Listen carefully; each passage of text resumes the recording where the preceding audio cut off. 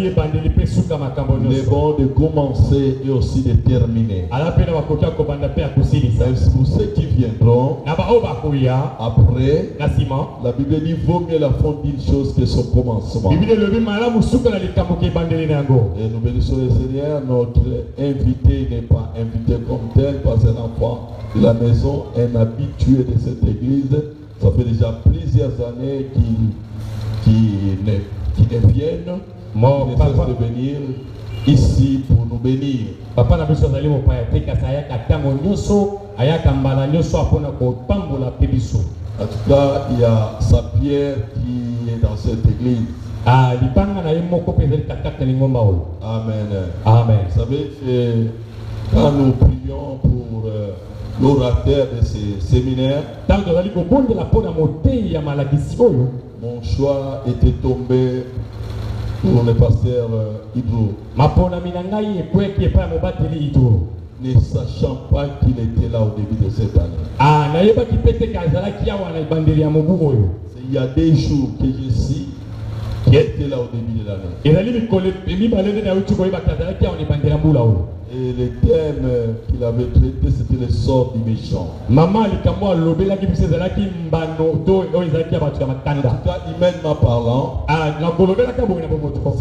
si j'avais en tête qu'il était là, en tout cas, je n'allais pas le consulter. Dieu a fait que je puisse oublier, parce que c'était lui qui était dans le programme. Et c'est ça.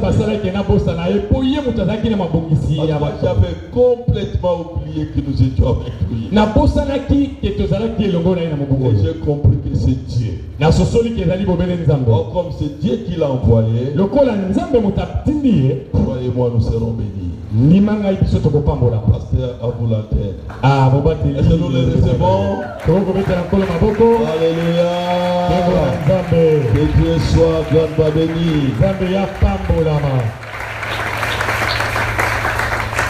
Amen. Amen. Je pensais que nous allions acclamer, pousser des cris de joie plus.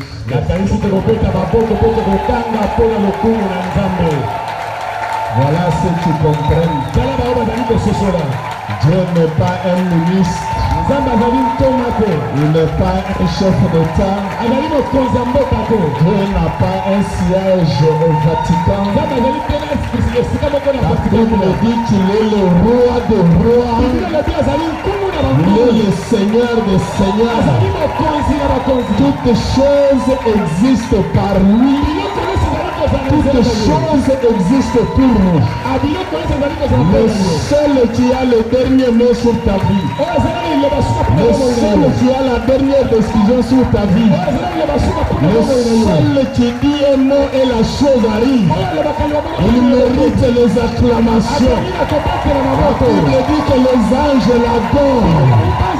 Les 24 veillards, les 4 êtres vivants, déposent leur couronne devant celui qui est assis sur le trône. À lui soit la gloire, à lui soit l'honneur, à toi soit la gloire, à toi soit l'honneur. Toi tu nous as convoqués en ce lieu, toi tu nous as appelés en ce lieu, toi tu as permis que nous puissions encore nous retrouver à Tchikwit pour la seconde fois au cours de cette même année.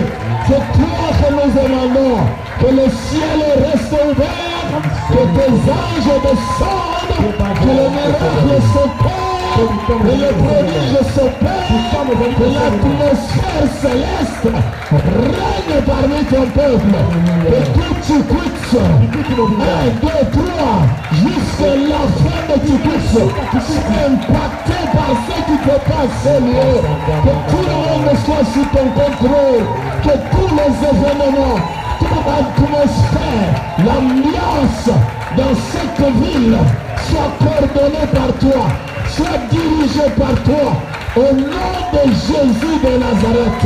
Toi tu maîtrises le visible et l'invisible, que tu sois présent.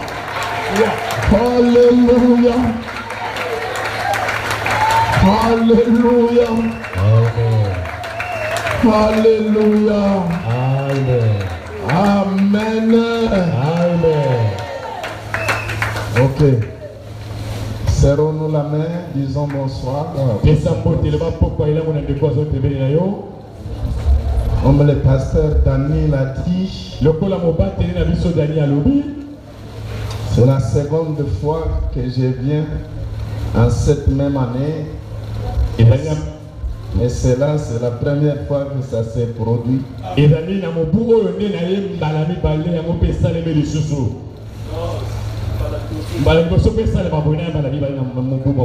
Amen. Amen. Donc, de toute façon, je suis assistant en détachement. Alors,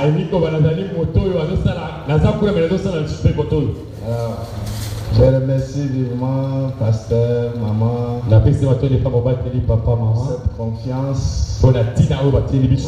Je remercie le comité, les anciens, les diacres, les pasteurs associés, les responsables des départements. Je vous remercie tous. Ma famille vous a salué aussi. Amen. Amen. Seigneur, fais-moi voir ta gloire. Ta gloire. Fais-moi voir ta gloire.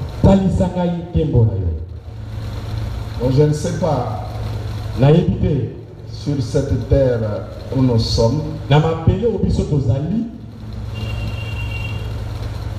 C'est que vous voyez.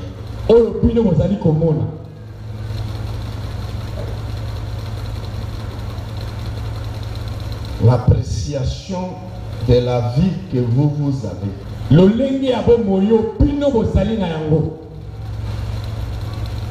C'est vrai, quand nous nous réveillons le matin, on voit tout le monde courir. Il y en a qui vont dans tel sens, il y en a qui vont dans tel autre sens, il y en a qui montent, il y en a qui descendent. Il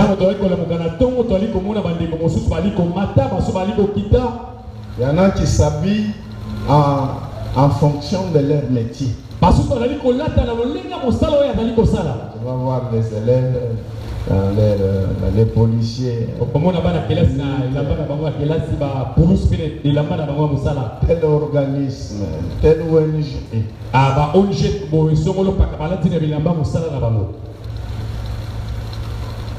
C'est un bon décor quand nous voyons tout ça. Et dans ce mouvement de va-et-vient, il y en a qui vont dans des bars, dans les boîtes de nuit. Il y en a nous autres qui venons à l'église. Tout ça, c'est en fonction de la définition de la vie. Fonction. Pose la question à ton voisin, comment tu as passé ta journée aujourd'hui?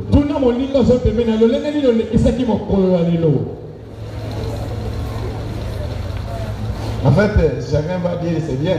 Il faut changer la question. Dis-lui, qu'est-ce que tu as fait? Qu'est-ce que tu as fait pour la réussite de cette journée? Qu'est-ce que tu as fait?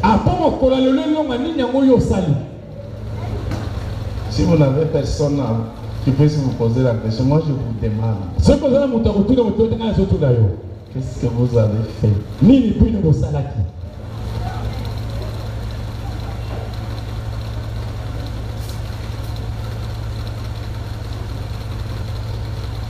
Dis à quelqu'un, prends la vie au sérieux.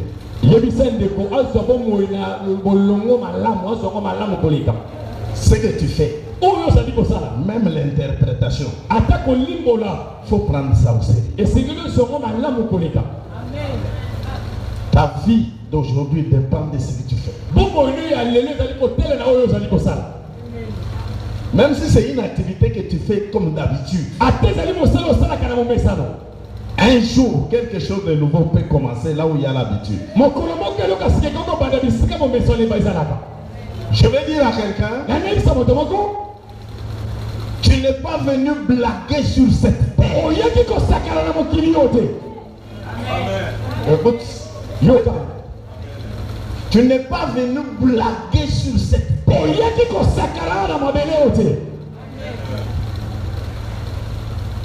Chaque jour qui passe n'est pas un jour de blague. Tu dois impacter chaque jour qui passe. Si ça ne va pas, tu peux changer de milieu.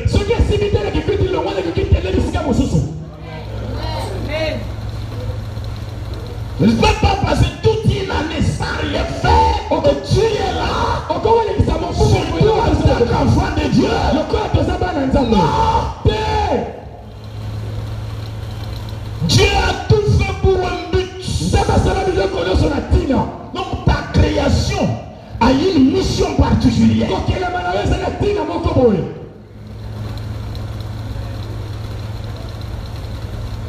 Laissez-moi dire, à partir de ce moment, ne prie plus comme n'importe qui. Ne cherche pas Dieu comme n'importe qui. Ne sers pas Dieu comme n'importe qui. Ce n'est pas de la blague. Toute ta destinée en dépend. Chaque jour, du haut de son trône, il te regarde. Qu'est-ce que tu as fait par rapport à la mission pour laquelle je t'ai envoyé?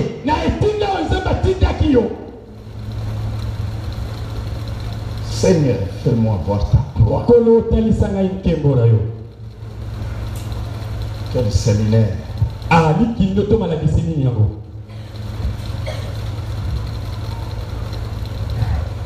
Merci Père. Aujourd'hui, cette semaine, le ciel est ouvert.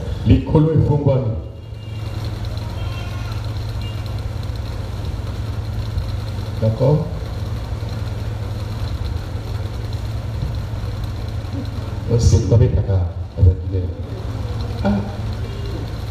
Salut.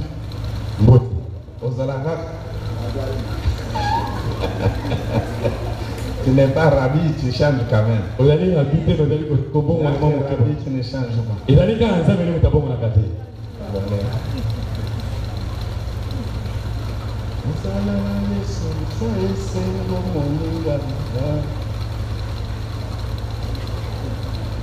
Ça va? Ça se chante ou ça ne se chante pas? Ok. Il faut prendre... Ok. Le pasteur m'a demandé si j'avais un répertoire, j'envoie. Ah, si j'envoie des cantiques nouveaux, il va apprendre comment. Dis à ton voisin, Kozalana Yesu Ezai Sengo. Kozalana Yesu Ezai Sengo. Kozalana Yesu Ezai Sengo Moninga. Kozalana Yesu Ezai Sengo Moninga. Mets ça mélodie. Kozalana Yesu Ezai Sengo Moninga.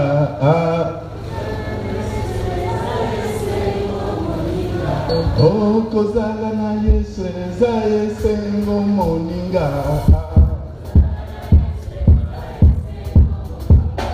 Kozalana Masia Ezai Sengo Moninga.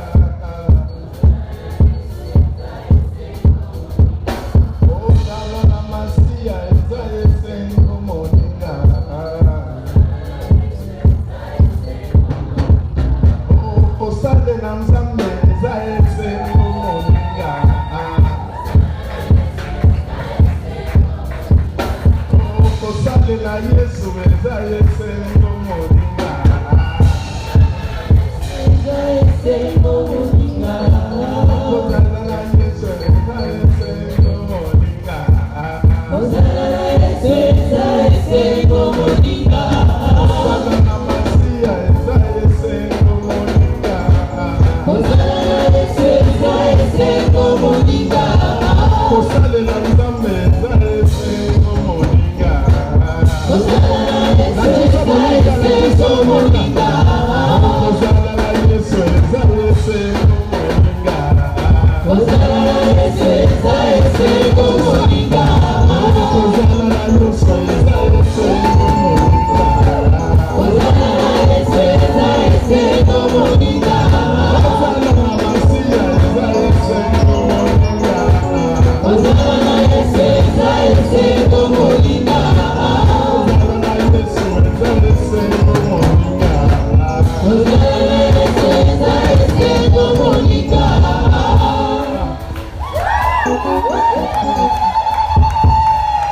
bien comme ça.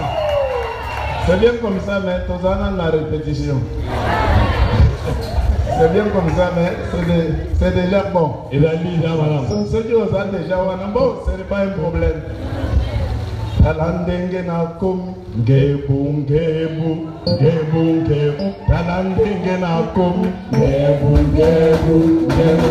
Oh, talandenge na komi, gebu, gebu, gebu, gebu. Talandenge na komi, gebu, gebu, gebu, gebu. Oh, kozala na leso, zayo se komoninga. Kozala na leso, zayo se komoninga. Kozala na masia, zayo se komoninga. Kozala na leso, zayo se komoninga. Kozala na masia, zayo se komoninga. Kozala na leso, zayo se komoninga. Talandenge na komi, gebu, gebu, gebu, gebu. Gebu, gebu, gebu, gebu. Gebu, gebu, gebu, gebu. Gebu, gebu, gebu, gebu.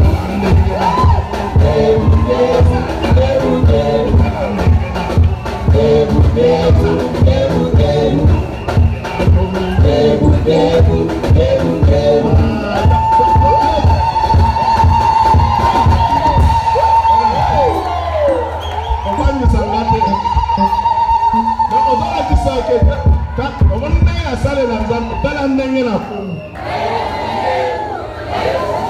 Talandenge akomi, gebu, gebu, gebu, gebu. Talandenge akomi, gebu, gebu, gebu, gebu.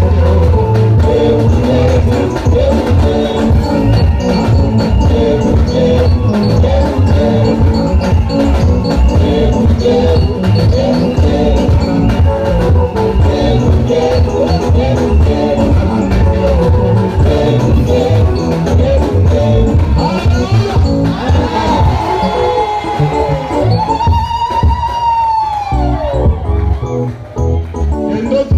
YouTube okomeka bakantike ngebungebu tibabwa.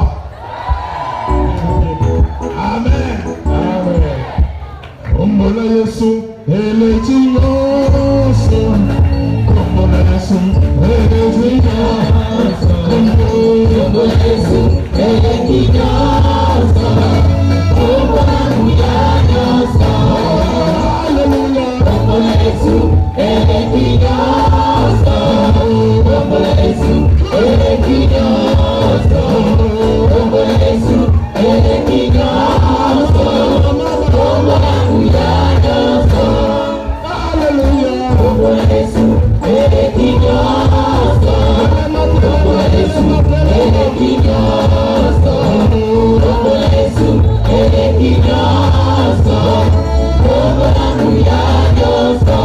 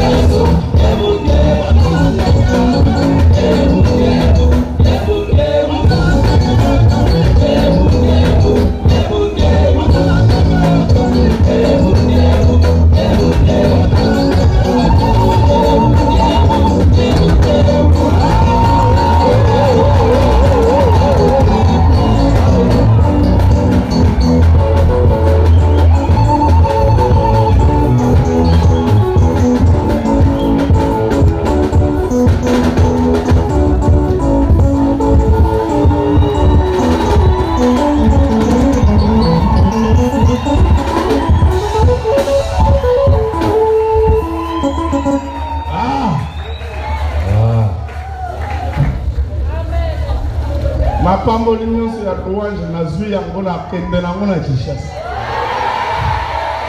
Nazomema nyonso na ti. Tobinelaka Nzambe te bosala blague na louange.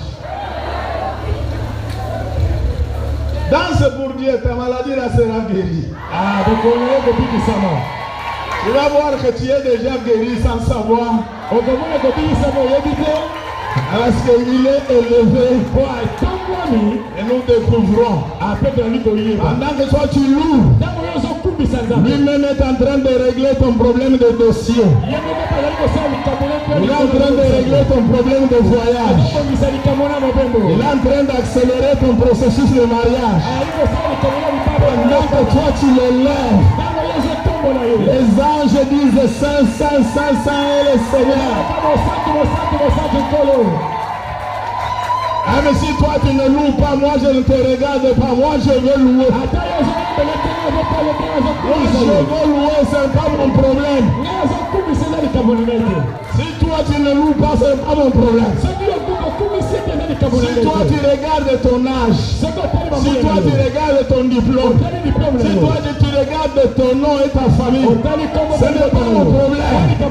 La Bible dit que tout ce qui respire, qu'il soit grand, qu'il soit petit, qu'il soit chef, qu'il soit subalterne, que tout ce qui respire, oyo ye asali ponanga, oyo ye asali ngana koma boye, ebongo ngani na yemba na kotika, akoyemba pona yes. Ça dépend de ce qu'il a fait pour toi. Ah, asali pona yo. Oyo ye asali pona yo. Oyo ye asali yo koma boy. Ebongo yo. Obina akoti.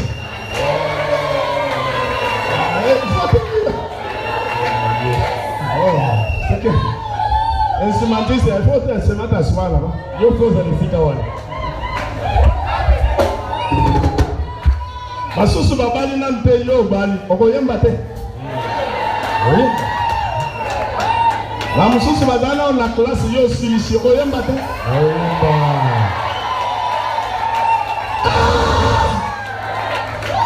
Oyo ye asali bonanga, oyo ye asali gana koma boye, ebongonga na pumbwa na kotika.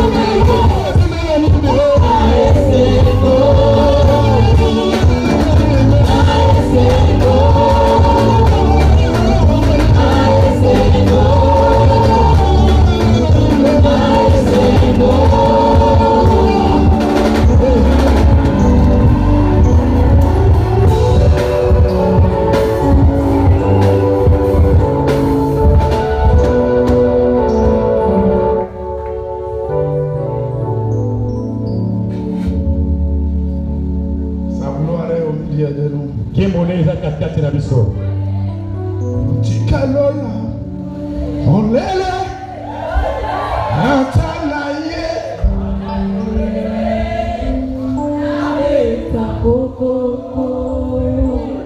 Makomi elopinimu.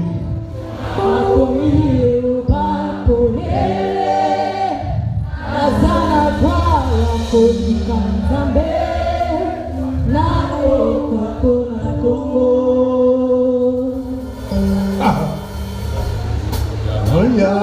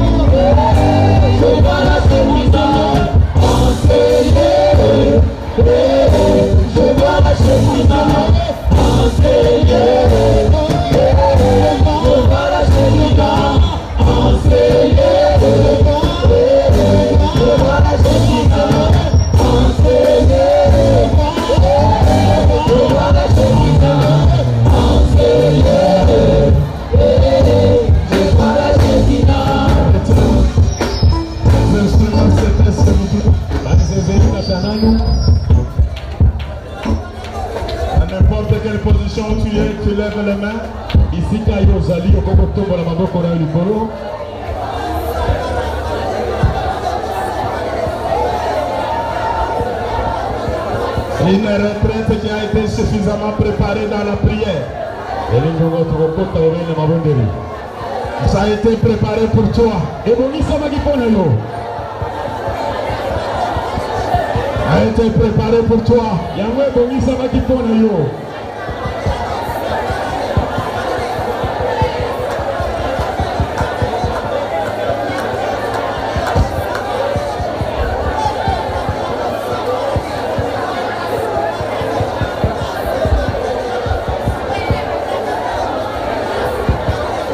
présence en ce lieu.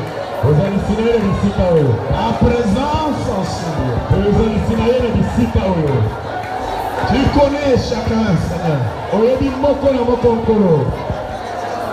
Tu connais chacun, Saint-Esprit.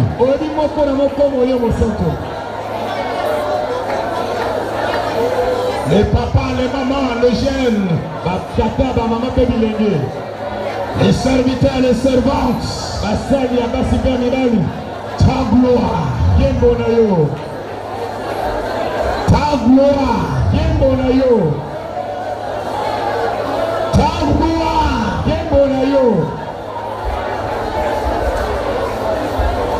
gloire.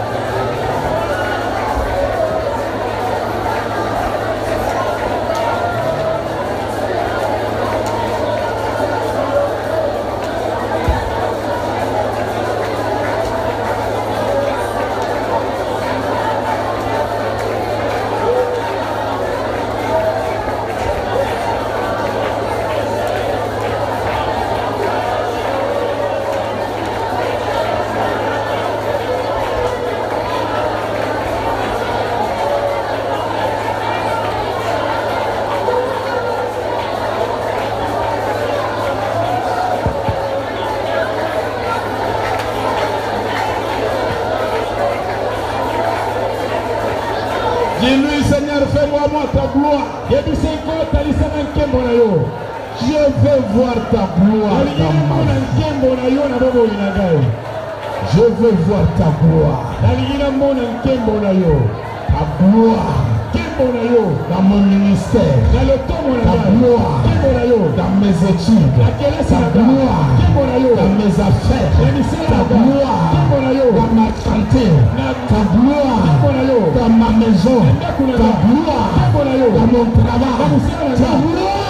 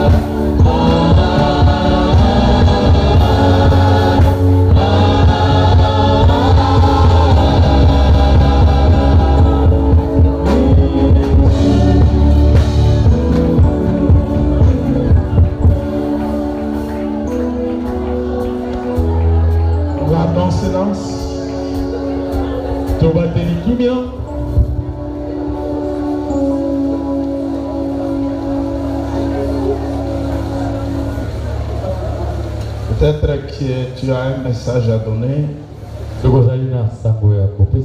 Gardons silence, tu donnes le message et nous avançons.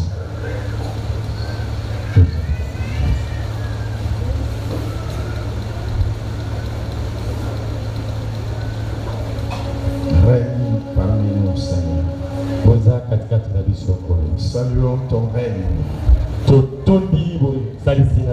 saluons ton assistance. Bénissons ton Saint-Nom pour ta présence. Grâce de Dieu repose sur toi.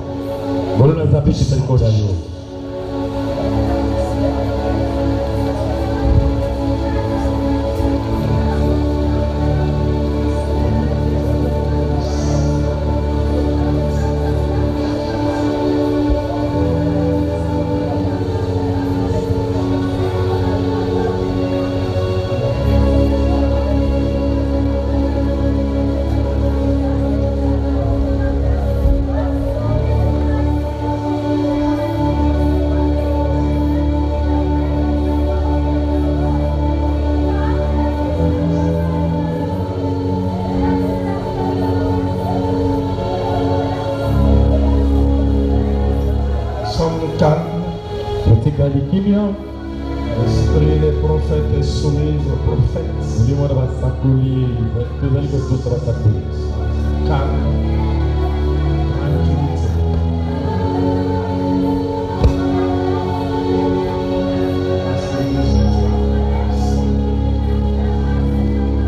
Quelqu'un peut acclamer le Seigneur.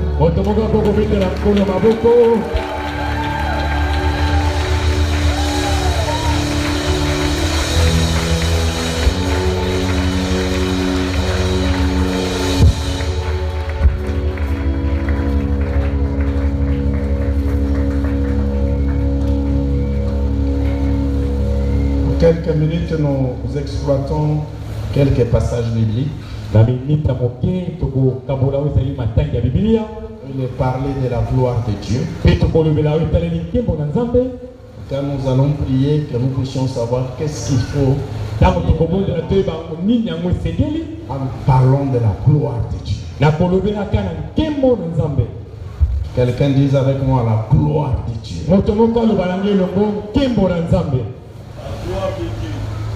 Si nous pouvons dire ensemble, fais-moi voir ta gloire.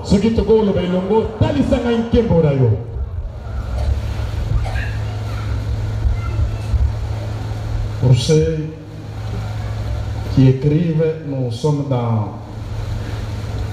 Exode 33.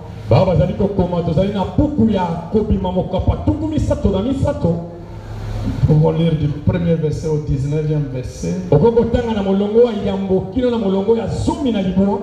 Mais notre thème se trouve au 18e verset.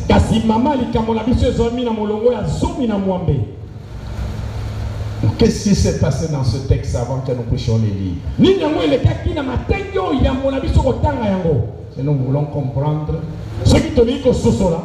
que ce n'est pas facile.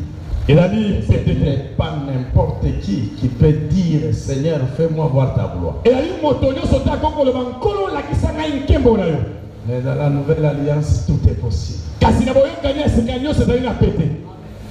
Amen. Amen. Qu'est-ce qui s'est passé? Ce qui s'est passé se trouve dans Ézéchiel, dans Exode 32. Pendant que Dieu conduisait Israël dans le désert. Parce que le livre, le titre Exode, c'est le fait de quitter l'Égypte vers la terre promise. Sortir de l'esclavage. Ça en politique on parle d'exode rural. Les villageois quittent le village vers.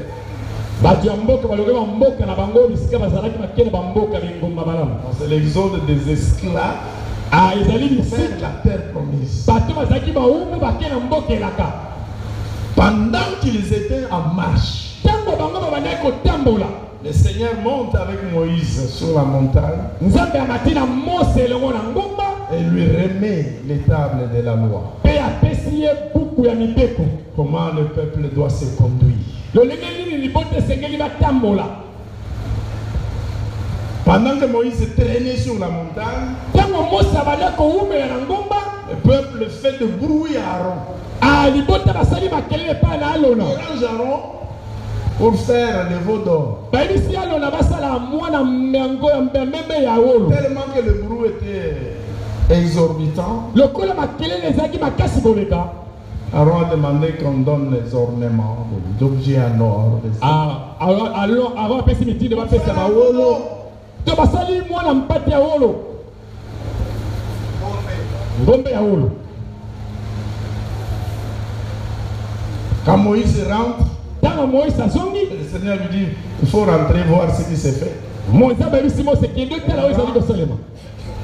Il trouve que le peuple a fabriqué quelque chose pour représenter le Dieu. Ah, libota basalaki eloko moko po elakisa Nzambe. Le Seigneur est en colère. Le Seigneur est en colère. Ankolo akomi na kanda. Il prend la décision. Azui ekateli. Moïse, Mose. je ne veux plus marcher avec vous. Nalingi natambola lisusu na bino te. Je ne veux plus vous conduire. Nakotambwisa bino lisusu te. La base, c'est quoi? Atina likambo ezalaki nini? Pourquoi Dieu refuse de conduire le peuple? Po nini Nzambe azokola atambola elongo na libota? Le peuple a Libota basalaki. péché. Libota bango basumukaki.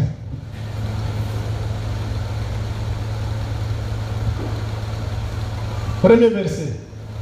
Molongo ya yambo. L'Éternel dit à Moïse, va, Nzambe ayebisi Mose kende. pars d'ici. Longo awa. Toi et le peuple que tu as fait sortir de l'Égypte. Yo na libota obimisaki na Égypte. Monte vers le pays Mata na ngonga que mboka. j'ai juré de donner à Abraham, On a lakaki à kopesa Isaac et à bala. Jacob. Na Yakobo pe na En disant, na kolobaka. je te le donnerai je le donnerai à ta postérité. Na kopesa yango na nkitani na yo. Il dit, Alobi. j'enverrai devant toi un ange. Na kotinda liboso na yo mwanzelu moko. Moi-même, je ne vais pas être avec toi. Je vais envoyer un ange. Ngai moko na kozala te elongo lo kasi na kotindela Et je mwanzelu. chasserai devant toi les Cananéens, les Amoréens, les Étiens, les Périsiens, les Éviens et les Jébusiens. Akobenga na liboso na bakanadien bato nyonso oyo. Monte vers ce pays Mata na pour moko. le lait et le miel. Bisika mingi kina mafuta zote Mais je ne monterai point au milieu de toi de peur que je ne te consume en chemin. Je ne veux pas aller avec toi, sinon je vais te consumer. Na kongi na zo konino elongo te sikote na kongo zikisa. Je vais te consumer en chemin. Ah na kosikisa na katete na nzela. Car Zokande tu es un peuple au cou roide. ah ozali libota oyo. Ya libota ezali makasi. Cou roide. Ya mutu makasi. Difficile à supporter. Ah bozali pasi ponga na kokofanda na bino. Peuple difficile à supporter. Libota ko ga pasi ponga na kokofanda na bino te. Lorsque le peuple y entendu ces sinistres paroles, Tango libota bayokaki bobele maloba oyo. il fut dans la désolation. Abango bakomaki bobele na mawa. Et personne ne mit ses ornements. Ah moto moko te ataki bobele biloko ezalaki yayi. Yo bishu to wolo na yo. Donc ma socolité, ma latine, la barbe, ma boye. Parce que Dieu a refusé de marcher avec eux. Po nzambe ya boyeki kotambola elongo na bango. Donc Dieu a dit, je vais envoyer un ange qui va marcher avec vous. Non, non. Nzambe alobaki na kotinda Mose elongo katambola na bino te. Et l'Éternel dit à Moïse, Yawe nzambe alobi na dis aux Mose. enfants d'Israël, Lobala bana vous Israël. êtes un peuple au courroie. Abozali libota motu makasi. Si je montais un seul instant au milieu de toi, je te consumerai. Soki na mati mala moko bana katete na kozikisa bino. Ôte maintenant tes ornements de dessus toi. Et je verrai ce que je te ferai. Les enfants d'Israël se dépouillèrent de leurs ornements en s'éloignant du mont Horeb. Moïse prit la tente et la dressa hors du camp. Il faut comprendre. D'habitude, la tente devrait être au milieu du camp. Parce que Dieu devait être au milieu de son peuple. Tabernacle, du verbe tabernacler, habiter au milieu. Mais à cause du péché, Moïse va prendre la tente, va aller avec ça hors du camp. L'essence même de l'église. L'essence même de la chrétienté. Hors du camp. Lorsque Moïse s'est rendu à la tente, tout le peuple s'est levé. Chacun se tenait à l'entrée de sa tente. Et suivait des yeux Moïse. Jusqu'à ce qu'il fût entré dans la tente. Que quelqu'un souligne le verset 9. La Bible dit, et lorsque Moïse était entré dans la tente, la colonne de nuée descendait. Descendait, s'arrêtait à l'entrée de la tente. Qui est ces hommes-là? Qui est ces femmes-là? Ils font se dire à l'église. Le Seigneur descend. Vous n'avez pas besoin d'attendre que la prédication passe pour que les miracles s'opèrent. Dans la modération, dans la louange, le Seigneur est en train d'agir. Comme on a vu tout à l'heure, sa présence n'est pas cherchée. Mais il faut qu'on monte encore à un autre niveau. Est-ce que vous croyez, serviteur de Dieu, qu'on peut encore monter à un autre niveau? Du tout le peuple regardait de loin. Quand Moïse lui entrait, l'Éternel descendait pour rencontrer un homme. J'aimerais que cet homme-là s'assoie toi. Que cet homme-là s'assoie toi. Que cet homme-là s'assoie toi. Que cet homme-là s'assoit toi. Que là où tu es, le ciel souffle. Je pleure. Je crie. Où es-tu? Oh, la colonne de nuée descendait et s'arrêtait à l'entrée des tentes. Et l'Éternel parlait avec on ne dit pas que Moïse parlait avec Dieu, non, c'est Dieu qui parlait. Amen. Où sont les prophètes? Où sont les prophètes? Les gens qui peuvent vous voir. Les gens qui peuvent entendre lorsque Dieu parle. Nous sommes là, il y a l'un qui parle la langue. Il n'y a pas que ça. Il y a aussi des visions qu'on doit chercher. Fais-moi voir ta gloire. Fais-moi voir ta gloire. Fais-moi voir ta gloire. Il parlait avec Moïse. La Bible dit tout le peuple voyait la colonne de nuée qui s'arrêtait à l'entrée de la tente. Tout le peuple s'est levé et se prosternait à l'entrée de sa tente. Amen, amen. Amen. Quand la gloire de Dieu est là, tu ne peux pas demander à quelqu'un mets-toi à genoux. Ceux qui sont sensibles, ils se mettent à genoux. Comme on a vu quelques cas, Là où il y a la gloire de Dieu, Bisika ke mona nzambe eza. chacun sent ce qu'il peut sentir. Moto akoyoka oyo ndile sengeli ayoka. Sentez et voyez. Pe akoyoka pe Il y a les akomona. dimensions de voix, il y a les dimensions de sentir. Eza lolenge akomona pe S'il y a akoyoka. quelqu'un qui sent que Dieu va faire quelque Moto chose, oyo eza bakosala cette semaine, na poso oyo. si tu allais voyager, retarde ton voyage. Le Seigneur est venu te visiter. Oyo ayekotala yo. Le Seigneur est venu te visiter. Oyo ayekotala yo. Un homme parmi tant. Un homme parmi tant provoque la descente de Dieu. Pourquoi? Parce que lui n'a pas adoré le veau d'or. Dieu sait ce qu'il cherche dans la vérité. Et ces gens-là, dans cette église, ne seront pas déçus. Ces gens-là, sur cette terre, ne passeront pas inaperçus. Alléluia. Amen. L'Éternel parle avec Moïse. Au verset 11. Face à face. Comme un homme parle avec son ami.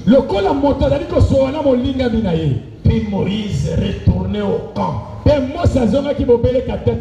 Mais son gêne Josué,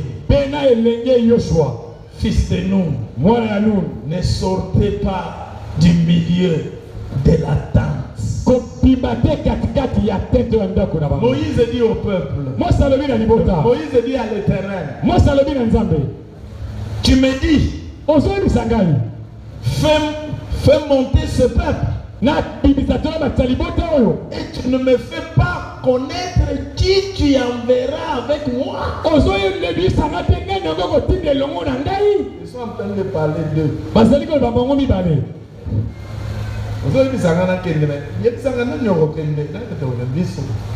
Un homme de chair qui ne parlait même pas bien, parle avec les cœurs. Aïe, aïe, aïe, j'aime la nouvelle alliance où ce n'est plus Yahweh Adonai, c'est devenu notre Père. Notre Père. Est-ce que quelqu'un peut acclamer Jésus?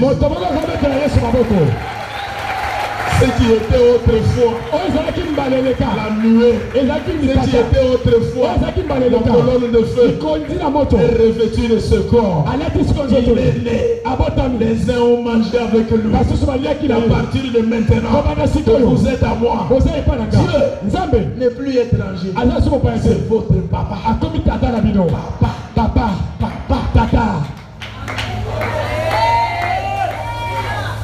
Et n'est pas papa comme moi. Vous savez, mes enfants me demandent même ce que moi-même je n'ai pas. Et lui, même s'il n'en a pas, il va créer. Il va créer. Ah, si ce que tu demandes, ça n'existe pas, il va créer. Après ce qui va créer un moussou. Et s'il y a quelqu'un qui a Dieu pour père, réjouis-toi. La gloire de l'Éternel n'est plus à chercher. C'est elle qui viendra vers toi.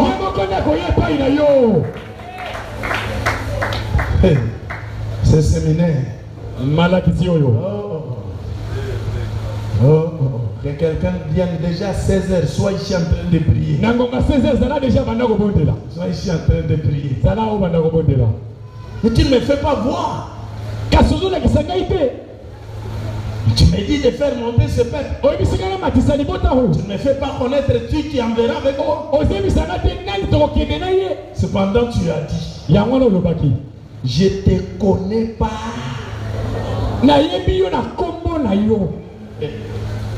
Et tu as trouvé grâce à mes yeux. Si tu me connais par mon nom, si j'ai trouvé grâce, révèle-moi, tu veux me laisser partir avec qui?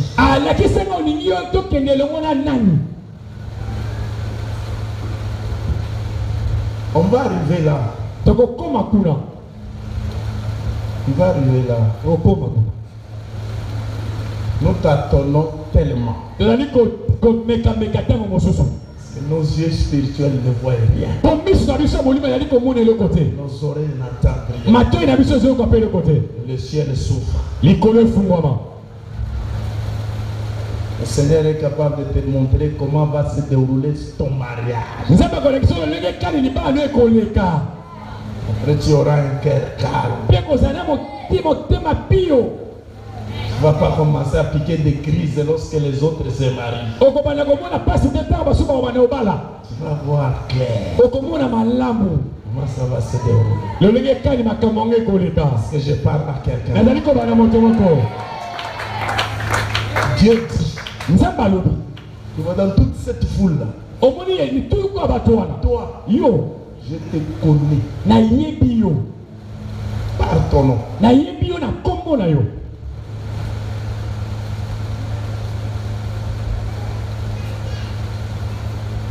Chante, tiens un peu le micro, tiens un peu le micro.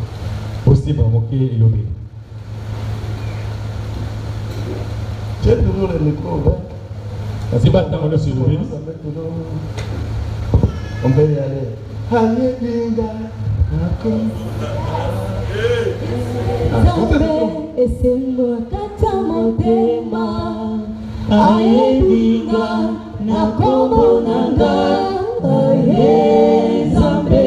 Esengo katia motema makambo asali eleki minene ekamwisipe solo epesi kinyas makambo asali eleki minene ekamwisipe solo epesi kinyas. Est-ce qu'il y a quelqu'un qui sait que Dieu le connaît par son nom? Est-ce qu'il y a quelqu'un qui sait que Dieu le connaît par son nom? Est-ce que tu sais que Dieu te connaît par ton nom? Est-ce que tu sais cela? Amen. Amen. Tous ceux qui écrivent ton nom sur leur liste sont ton nom est déjà sur le livre des livres. Tout ce que les ennemis tentent de faire, c'est zéro. C'est zéro. Ils vont se battre, il faut se mordre les dents eux-mêmes. Aïe binga ye, aïe binga, aïe binga ye, aïe binga. Nakobanga elokote, onkolo yesu, aïe binga, aïe binga ye, aïe binga, aïe binga yesu, aïe binga. Nakobanga elokote.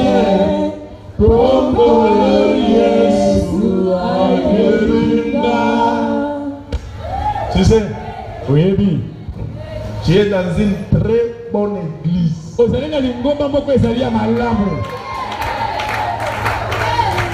comprenez pas? Depuis que je suis dans toutes les églises de la borne, je n'ai jamais vu de délivrance comme celle que Dieu a opérée ici.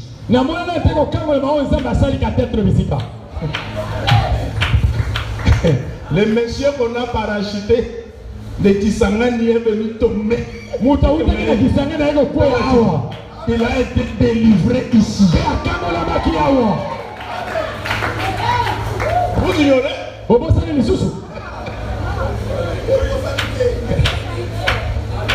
Celui qui était venu pour initier les étudiants en franc-maçonnerie est tombé ici et il a été délivré ici. Je ne sais pas, tu connais dans une seule église de la bonne où il y a des choses comme ça?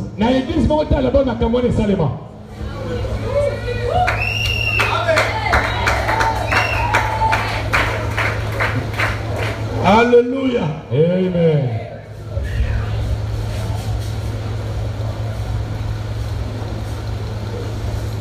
Le verset 14. L'Éternel répondit. Écoute-moi ça. Je marcherai moi-même avec toi. Et je te donnerai du repos. Moïse lui dit, si tu ne marches pas toi-même avec nous, il ne faut point partir d'ici. Toi-même, tu dois être là. On va le savoir. Pourquoi il dit ça? Moïse, au verset 16. Comment sera-t-il donc certain que j'ai trouvé grâce à tes yeux, moi et ton peuple? Jésus. Ne serait-ce pas quand tu marcheras avec nous et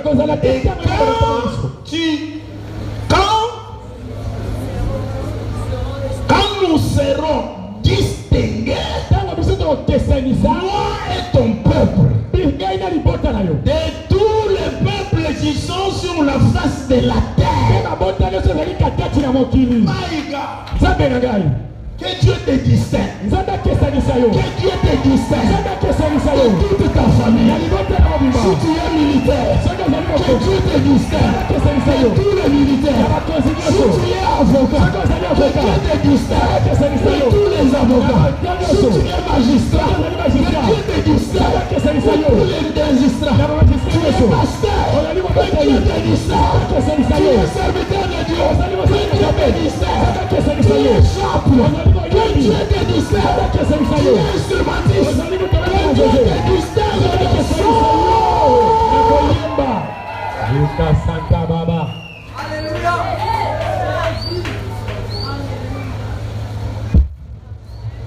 Là, il n'a pas encore parlé de la gloire. Il demande la distinction. Lève ta main, dis Seigneur, distingue-moi. Distingue-moi. Distingue-moi. Quand on me regarde, non, lui n'est pas congolais. Quand on me regarde, non, lui n'habite pas Tchikwiti, non. C'est ce qu'il mène comme vie, non. Il est. Distinction.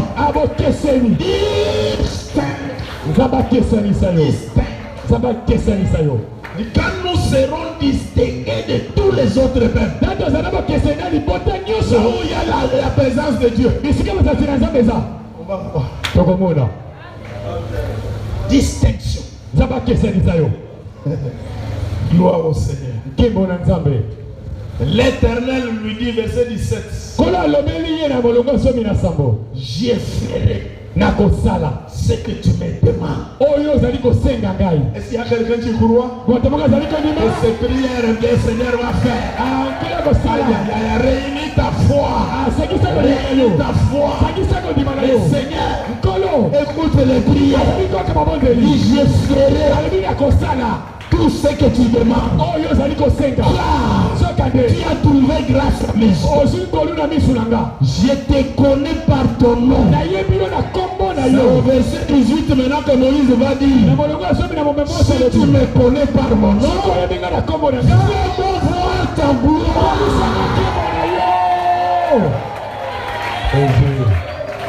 Fais-moi voir. Qu'est-ce qu'il veut dire? C'est ça le séminaire. C'est ça le séminaire. Fais-moi voir ta gloire. La grâce est là. La distinction. Mais j'ai besoin de gloire. Si j'étais au Congo central, j'allais parler à la Amen. Amen. Comment on dit en Congo ici, Lobi Kozangate? Ah, Mbashi Kozangave. Ah, c'est la même chose, Mbashi Kozangave. Mbashi Kozangave. C'est ce que je voulais dire. Yangona Ninga Koloba.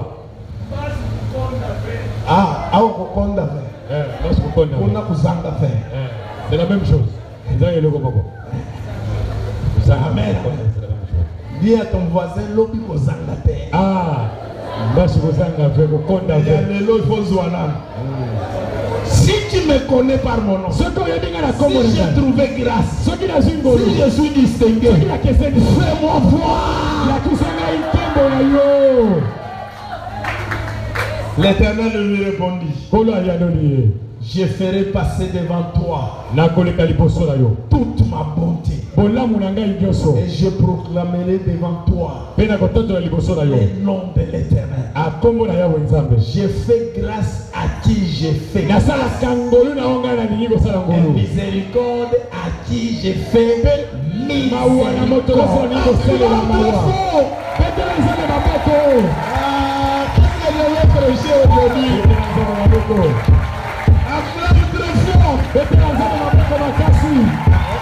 Est-ce que pendant que tu acclames là, est-ce que tu comprends ce que c'est passage?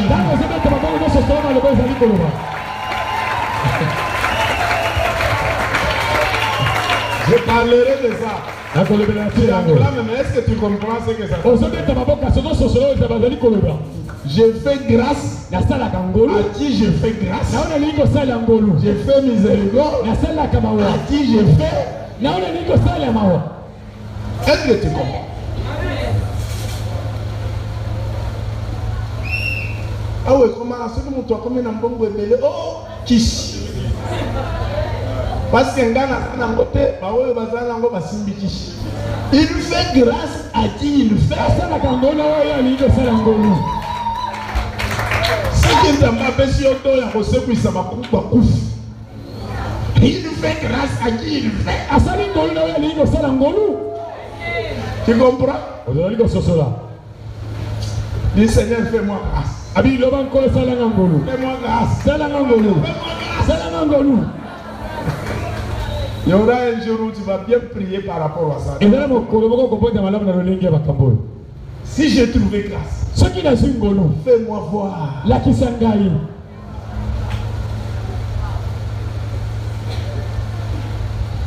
Colossiens 1, verset 26 jusqu'au verset 28.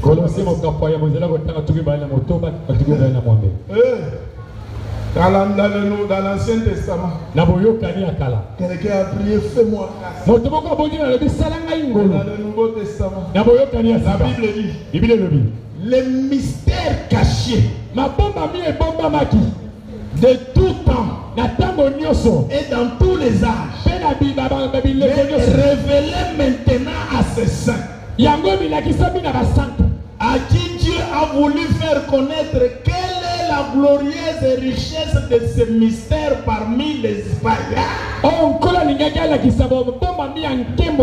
Savoir Christ en nous,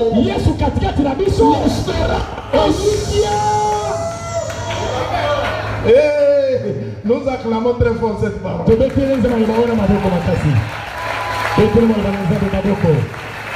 Alléluia. Ce mystère-là que Moïse a prié, Dieu maintenant l'a révélé. Tu veux voir ça? Il faut que Jésus entre en toi. Christ en nous,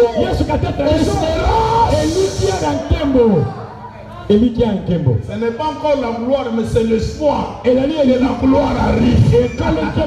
Christ en nous. Christ en toi. Espoir de la gloire. Et s'il y a quelqu'un qui a Jésus dans sa vie, je t'envie. La gloire de l'Éternel s'élève sur toi. Sois éclairé. La gloire de l'Éternel s'élève sur toi. Christ en nous. Espérance. On va aussi savoir. Et dans Jean, il y a encore un aspect de la gloire. Jean 11, verset 40. Tu peux commencer à partir du verset 39. Jésus dit, ôtez la pierre. Marthe, la sœur de Lazare mort, lui dit, Seigneur, il sent déjà. Il y a 4 jours, il est là. Et Jésus lui dit, n'étais-je pas dit, si tu crois, tu verras que Quel aspect de la gloire? Le surnaturel. Là où il y a la gloire, il y a le surnaturel. Là où il y a la gloire, il y a le miracle. Là où il y a la gloire, il y a la guérison. Là où il y a la gloire, il y a l'argent. Là où il y a la gloire, il y a la délivrance. Là où il y a la gloire, il y a le miracle, il y a le prodige. N'étais-je pas dit? Si tu crois, tu verras la gloire. Là où il y a la gloire, même si le corps s'est déjà décomposé, la gloire de l'Éternel va ramener cela.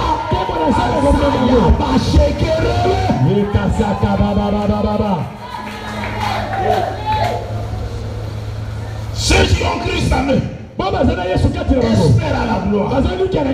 Ceux qui ont la foi, la gloire. Acclame très fort.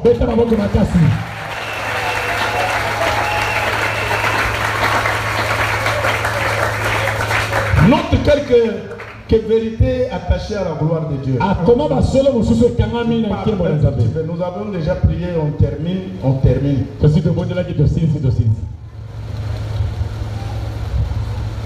Christ en nous, l'espérance de la gloire. Première vérité, la gloire est l'espoir de ceux qui ont Jésus en eux. Si Jésus est en toi, tu as le plein droit de demander la gloire. C'est qu'on va parler sur la gloire. Si Jésus est en toi, crois que la gloire de Dieu arrivera. C'est l'espoir, c'est l'assurance de ceux qui ont Jésus en eux. On va espérer à la gloire. Si tu n'as pas Jésus ce soir, c'est le temps pour toi de donner ta vie à Christ. Pour que lorsque tu vas élever la voix, le Seigneur puisse déclencher un mécanisme céleste pour répondre à tes besoins. Quelqu'un est là ce soir, tu as Jésus, eh bien, la gloire t'appartient. Alléluia. Amen. Deuxième vérité, la gloire de Dieu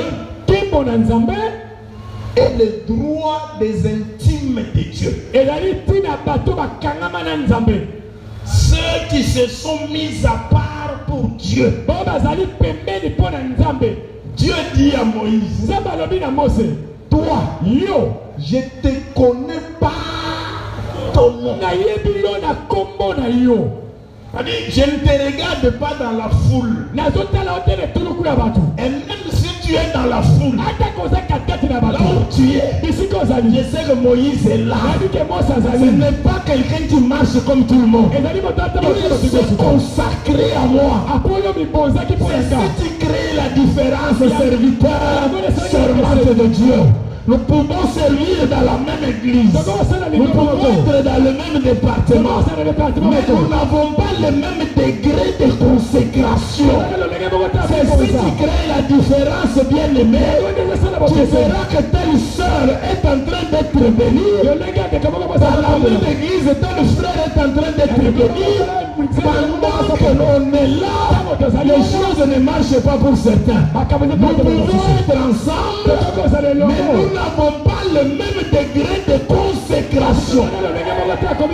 Que la consécration attire la gloire de Dieu dans ta vie. Que la consécration attire la gloire de Dieu dans ta vie. Makambo internet ayena. Makambo ba téléphone ba menu. Ba longoli ba nanzambe pele na bonzambe. Les gens ne se consacrent plus. On laisse les gens mener une vie de religieux. Dimanche, domingo, mercredi, vendredi, jeûne. Ils gênent dans le péché. Mais ça c'est la grève de la faim. Ça c'est la grève de la faim. Tu gênes dans le péché. Batunanda on a eu l'obéissance à Bangote. Prière. Seigneur, fais-moi voir ta voix. Il ne t'entend même pas.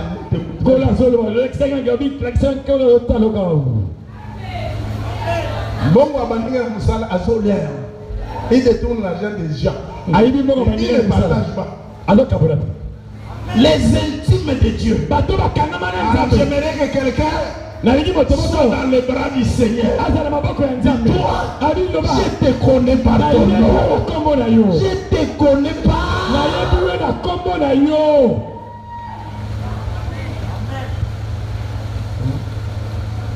Il connaît tous les numéros qui sont dans ton téléphone. Tous les messages que tu envoies là, avant d'arriver là où ça part, on lit tout ça. Le message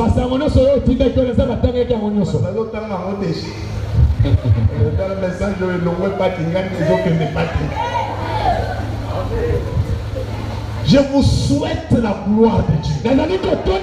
Aujourd'hui, chacun doit prendre une décision. Ce que je vis m'éloigne de la gloire de Dieu. J'aimerais que c'est Dieu qui m'a envoyé sur cette terre.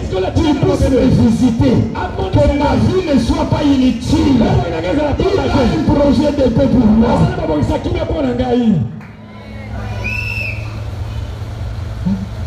savez, il y a des secrets de Dieu. Au lieu de se consacrer à Dieu,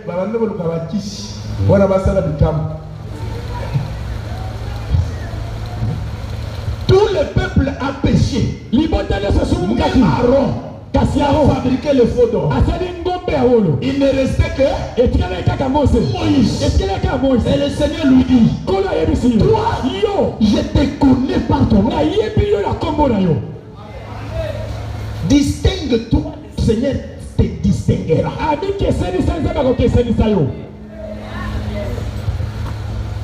Vous qui êtes à la cabine là-bas, prenez cette phrase, écrivez au monde entier, distingue-toi et le Seigneur te distinguera.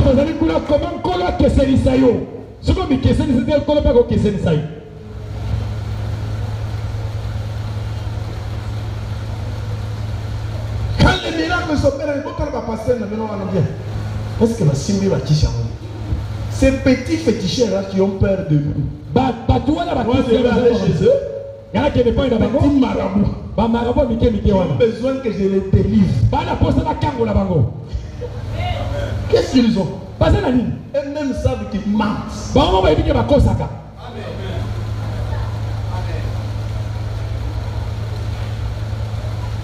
Si quelqu'un croit que c'est fétiche, qu'il aille se présenter au palais de la nation, moi je suis devenu président de la République.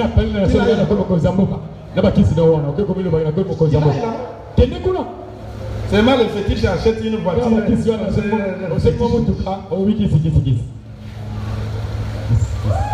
Incapable de trouver l'argent comme ici.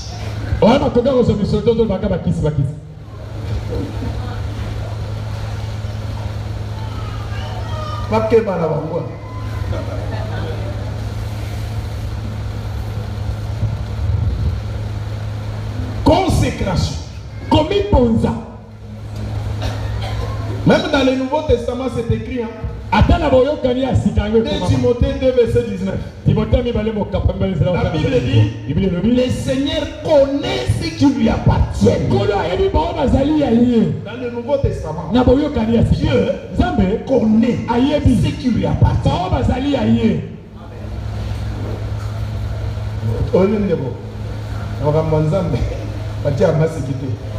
Ce n'est pas un homme qui nous contrôle ou qui a mis les caméras, c'est Yahweh. C'est Yahweh. Il connaît ce qui lui appartient. Et la Bible dit, et quiconque prononce le nom du Seigneur, qu'il s'éloigne de l'iniquité. Troisième vérité. La gloire de Dieu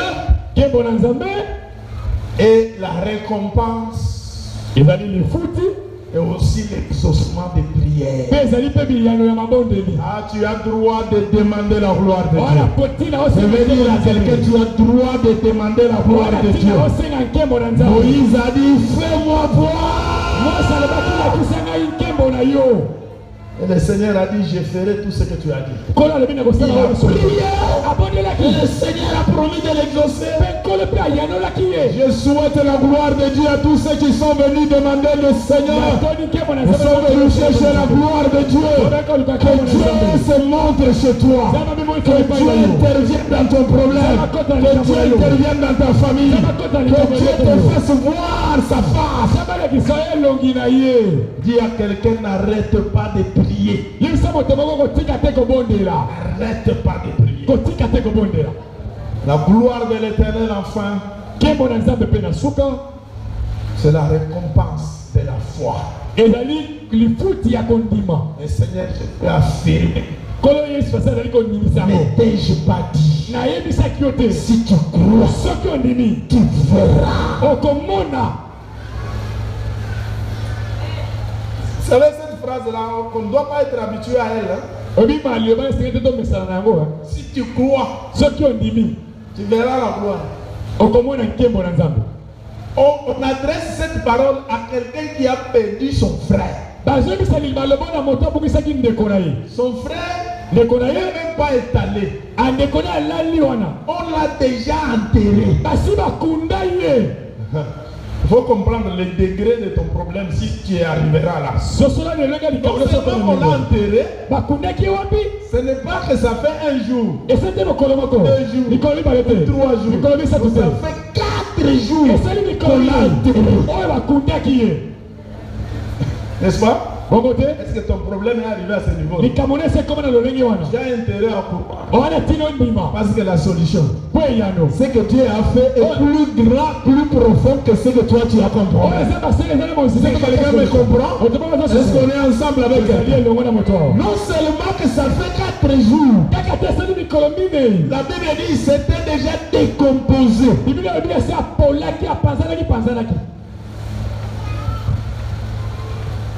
Ceux qui accueillent les gens qui viennent au cimetière,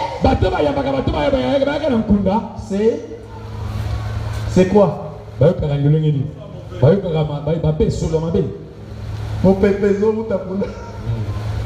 Seigneur, il sent déjà. Ce qui m'a masqué, il sent déjà.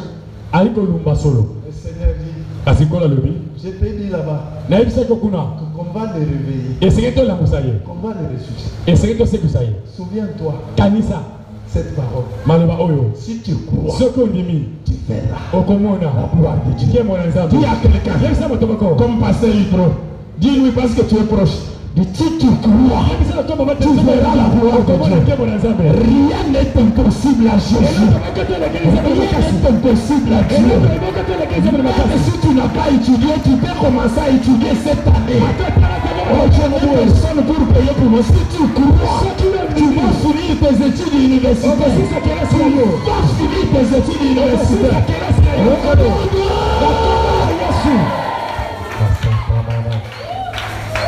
On dirait qu'il y a quelqu'un, il y a une jeune, tu veux étudier, mais tu n'as personne pour le faire étudier ici.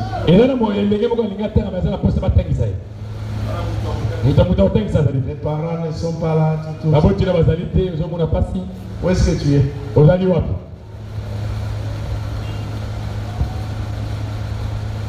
J'ai dit où est-ce que tu es? Je sais que tu es ici, viens. Tu veux étudier où? Tu as un diplôme de... Yes, sir. Yes, sir. Ezawa. Yomogo Zawa. Tu vas commencer à aller chaque jour. On va le faire le colos de Guichas. Oh non, non, non. Yes, sir. On va voir. Ah, on va payer les années. Les années, toi, les années. Ah, c'est la première fois que tu es ici. Non, il est nouveau. Il est venu ici il n'y a pas longtemps. Ok, tu es à l'église. Tu habites chez qui? Il habite ici? Ok, moi je vais le faire étudier. Il faut l'inscrire. Je ne sais pas comment ça va.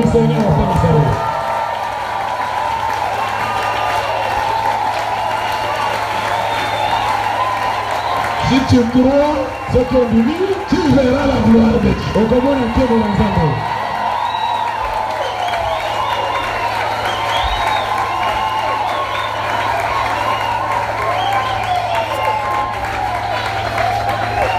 De toute façon,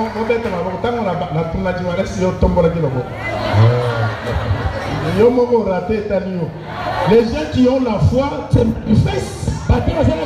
Si sa foi fonctionne, on va commencer à envoyer chaque année pendant 3 ans. Tu vas quitter. Quand Dieu paye pour toi, il te donne l'intelligence. Que la main de Dieu soit sur toi. Reçois.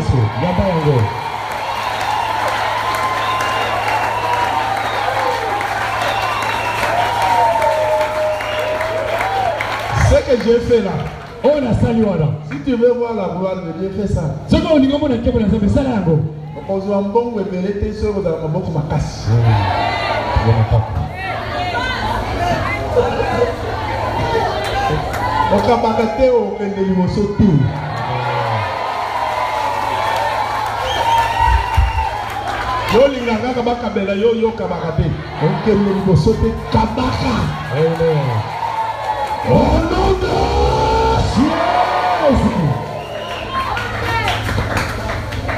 je savais qu'il était ici.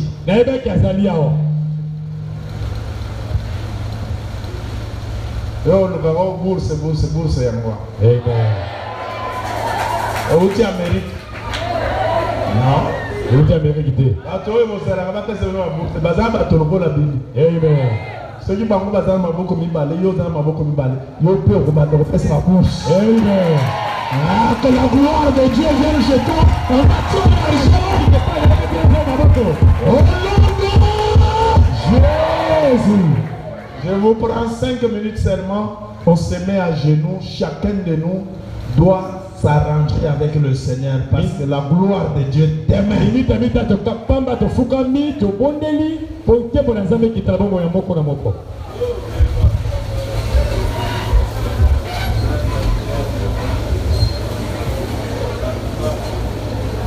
Kofuta nyongo nanga Osilisa babasi nanga Sina